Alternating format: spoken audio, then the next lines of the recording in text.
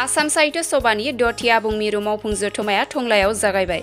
उदालगुरि जिल्ला साहित्य सभा आरो टंला साहित्य सभानि जथायै बानजायनायाव दिनैनिफ्राय साननैनि हाबाफारिजों आसाम साहित्य सभानि दथि आबुं मिरु मावफुं जथुमाया जागायबाय टंलानि डन बस्क' फरायसालियाव। 8:30 रिंगायाव आसाम साहित्य सभानि फिरफिलाखौ बिरहोयो आसाम साहित्य सभानि आफादगिरि डक्टर सूर्यकान्त हाजरिका बिथाङा।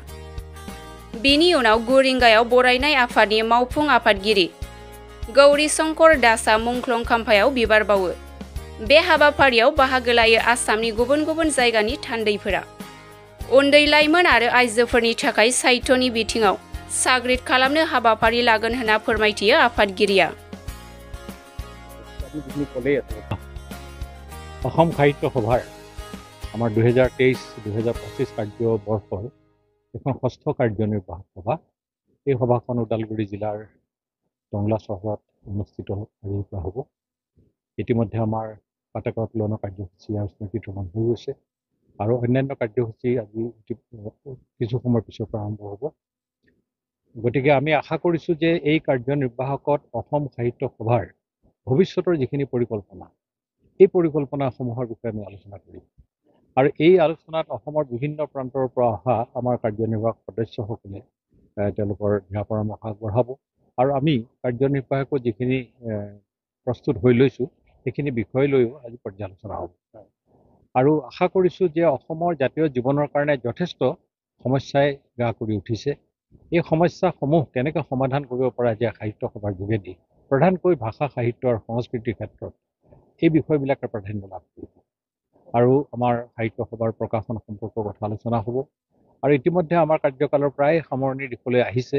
গতিকে অহা কাৰ্যনিৰ্বাহকৰ কাৰণে, পৰৱৰ্তী বছৰৰ কাৰ্যনিৰ্বাহকৰ কাৰণে আমাৰ সেইটো বিষয়টো আলোচনাত ঠাই পাব। গতিকে মই ভাষা সাহিত্যৰ উপৰিও ভূমি সমস্যা জনগোষ্ঠীয় বিকাশ সমন্বয়ৰ সমস্যাই এই সাহিত্য কি আশা কৰিব?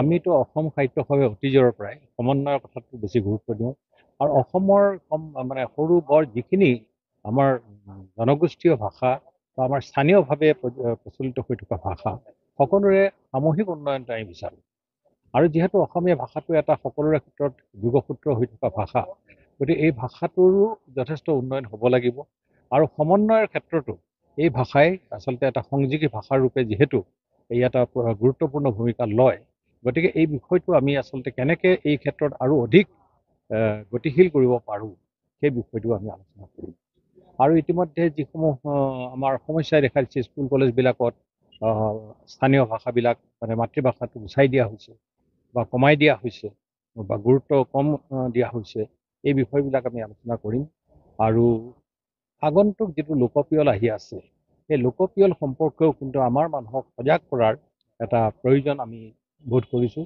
গতিকে আশা কৰিছোঁ সেই বিষয়বিলাক আলোচনাৰ মাধ্যমৰ সৈতে আমি আমাৰ ভৱিষ্যতৰ কাৰ্যসূচী প্ৰস্তুত কৰিম। সাহিত্য সভাৰ ভূমিকা এতিয়ালৈকে আমি দেখিবলৈ পোৱা নাই বা ইয়াত অন্যান্য তেনেকুৱা ধৰণৰ যথেষ্ট সমস্যা আছে। সেই ক্ষেত্ৰত তাৰমানে কেন্দ্ৰীয় কাৰ্যক্ৰমকে সমাগত নিৰ্বাচনৰ কথা এটা আছে। এই ক্ষেত্ৰত কিবা দিশটি নিৰ্ণয় আচলতে কেন্দ্ৰীয় বিদ্যালয়সমূহত যি অসমীয়া ভাষা নাইকিয়া কৰিছে, আমাৰ যোগাযোগ হৈছে, আমি অসম সাহিত্য সভাৰ পৰা তেওঁলোকৰ লগত যোগাযোগ কৰিছোঁ আৰু তেওঁলোকৰ আচলতে স্থানীয়ভাৱে যিখিনি ইয়াত মানুহ থাকে সেই তেওঁলোকৰ এটা দেখুৱাইছে যে আমাৰ বস্তুটো কেন্দ্ৰৰ পৰা আহে। আমি এইটোও তেওঁলোকক আঙুলিয়াই দিছোঁ যে স্বয়ং কেন্দ্ৰীয় চৰকাৰেই স্থানীয় ভাষাবিলাকক উন্নতি কৰিব লাগে, এই বিষয়টো তেওঁলোকে গুৰুত্ব প্ৰদান কৰিছে। কিন্তু এটা এনেকুৱা ধৰণৰ ষড়যন্ত্ৰকাৰী দল মাজত সোমাই থাকে, সেইসকলৰ কাৰণে আচলতে এই সমস্যাবিলাকে দেখা দিয়ে। অসম সাহিত্য সভাই যথেষ্টভাৱে এই ক্ষেত্ৰত মনোযোগ দিছে আৰু যথাসাধ্য চেষ্টা কৰিছে, কিন্তু এটা কথা মই উপলব্ধি কৰোঁ, কেৱল অসম সাহিত্য সভা কৰিলে নহ'ব। আচলতে অসম সাহিত্য সভাৰ লগতে অসমৰ সামগ্ৰিকভাৱে অভিভাৱকসকল সচেতন হ'ব লাগিব। অভিভাৱকসকলে ইয়াৰ প্ৰতিবাদ কৰিব লাগিব স্থানে স্থানে য'ত য'ত যি সমস্যাবিলাক হৈছে আৰু তেওঁলোকৰ লগত প্ৰত্যেকটো পদক্ষেপত অসম সাহিত্য সভা নিশ্চিতভাৱে আছে। গতিকে মই এইটো আহ্বান জনাইছোঁ যে এই সমস্যা প্ৰতিৰোধ কৰিবৰ কাৰণে অভিভাৱকসকল আগবাঢ়ি আহক আৰু শুভাকাংক্ষীসকলো আগবাঢ়ি আহক। কাৰোবাৰ হয়তো ল'ৰা ছোৱালী এতিয়া পঢ়া শুনা শেষ কৰিছে, সেই বুলি তেওঁলোকৰ জাতীয় দায়িত্বটো শেষ হৈ যোৱা নাই।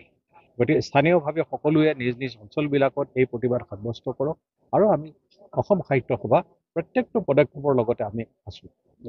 যুৱ প্ৰজন্মক সাহিত্য সভাৰ মজিয়ালৈ আদৰি অনাৰ কিবা নতুন পৰিকল্পনা আছে? ক্ৰমান্বয়ে তাৰমানে এইখিনি বয়সস্থ মানুহখিনিৰ মাজতে আবদ্ধ হৈ গৈছে সাহিত্য যুৱ সমাজ ক্ৰমান্বয়ে আচলতে যুৱ সমাজক আমি আদৰিবৰ কাৰণে আমাৰ ৰামধেনু নামৰ এটা অনুষ্ঠান আছে আৰু আমাৰ আকাশ বুলি এটা বিশেষকৈ যুৱতীসকলৰ কাৰণে মহিলাসকলৰ কাৰণে এটা অনুষ্ঠান আছে আৰু শিশুসকলক মানে আমি আকৰ্ষণ কৰিব কাৰণে কুঁহি নামৰ এটা অনুষ্ঠান আছে। গতিকে আমাৰ বেলেগ বেলেগ শাখাবিলাকত যুৱকেই হওক বা শিশুৱেই হওক বা যুৱতীক হওক আকৰ্ষণ কৰিব পৰাই নহয়, তেওঁলোকৰ যিটো সাহিত্যৰ সৃষ্টিৰ যিটো তেওঁলোকৰ মাজত সোমাই থকা যিটো গুণ, সেই গুণটোক বিকশিত কৰিবৰ কাৰণেও আমাৰ এইকেইখন মঞ্চ আছে। আমি বাৰে বাৰে আহ্বান জনাওঁ যে ছাত্ৰ ছাত্ৰীসকল আগবাঢ়ি আহক, কাৰণ তেওঁলোকেই ভৱিষ্যত। গতিকে আহিছে, একেবাৰে নহাকৈ থকা নাই, কিন্তু আমি যিটো ধৰণে আশা কৰিছিলোঁ সেইটো হৈ উঠা নাই, কিন্তু আমি তাৰ প্ৰচেষ্টাত আছোঁ।